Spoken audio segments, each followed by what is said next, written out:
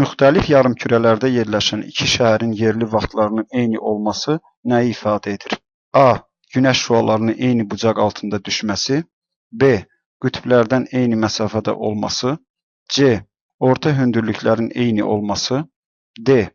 Eyni coğrafi uzunluqlar üzərində yerləşməsi. Y. Eyni coğrafi enliklər üzərində yerləşməsi. Doğru cavab D variantıdır. Yəni iki şəhər əgər yerli vaxtları eynidirsə, deməli bunlar eyni coğrafi uzunluqlar üzərində yerləşir. Digər distraktorlara fikir verdikdə isə A. Günəş şüalarının eyni bucaq altında düşməsi bu coğrafi enliyə aid olduğu üçün yerli vaxta uyğun gəlmir.